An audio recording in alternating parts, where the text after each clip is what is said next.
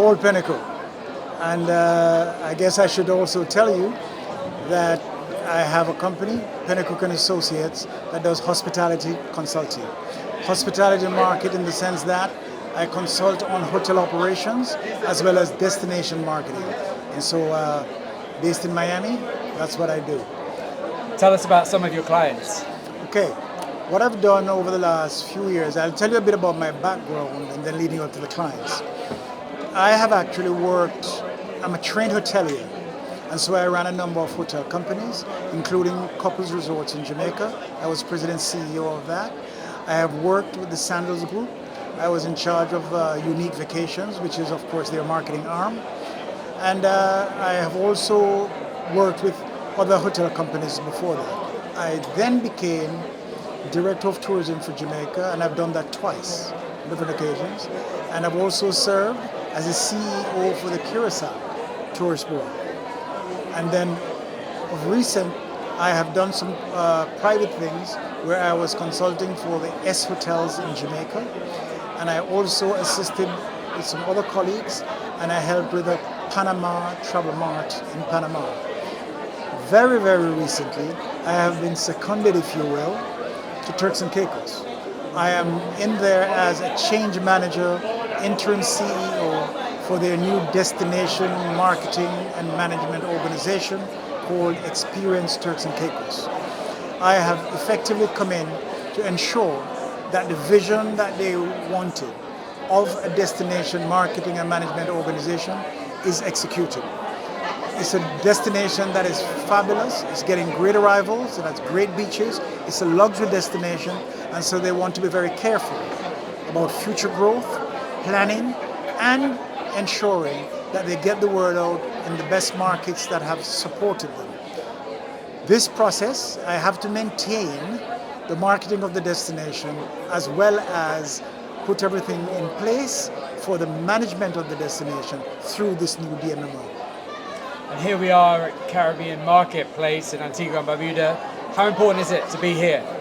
It is extremely important because I'm here on behalf of Turks and Caicos, where I just gave an update to the press about all the things that are happening in Turks and Caicos, how we have done very well since COVID.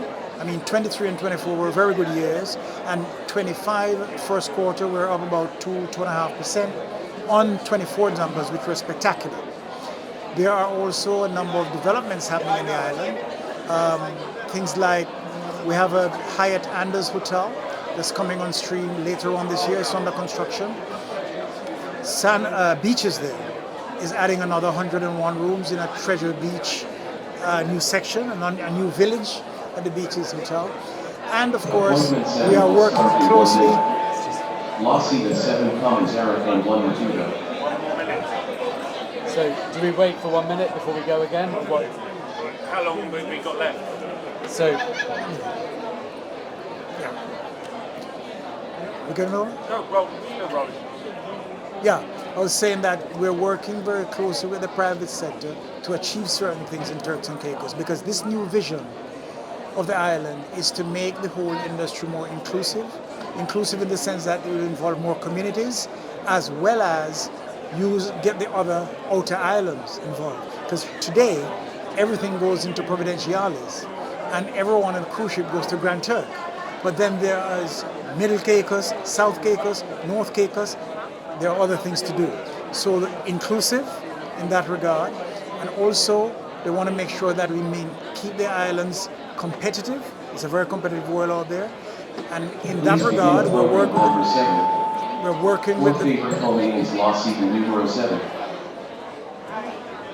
Yeah, we can cut that out. that's okay, don't worry. In that regard, we're working the private sector to make sure that the product quality is maintained in terms of the services that are delivered and so on. And of course, on that point, you also have some incredibly impressive ADR numbers. Absolutely. The ADR, the average ADR for the first quarter of this year was $1,544. It tells you the kind of clientele that is coming there. That should not scare anyone from saying I can't get a room for $200 or $300. That's the average. But it tells you that we have rooms that are going for $5,000, $6,000 a night as well as on Grace Bay, which is in the top 10, 50 best beaches in the world. We're in the top 10, Grace Bay Beach. There are rooms on Grace Bay Beach for $300 a night. That's incredible, Paul. And really, I suppose a final question, which is, what's your message to the market?